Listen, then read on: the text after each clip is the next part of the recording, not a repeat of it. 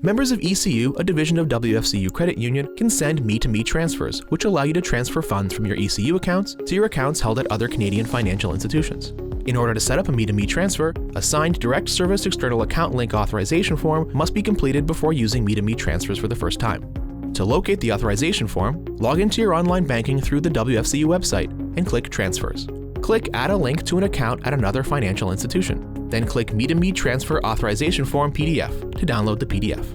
Once the form is completed, please print and bring along with a void check or other documentation for the account at the other financial institution to one of our retail locations to complete the setup.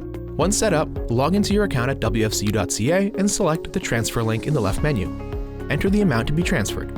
Select an account from the Transfer From field, and select an account from the Transfer To field. Ensure that the When to Transfer option is set to Now.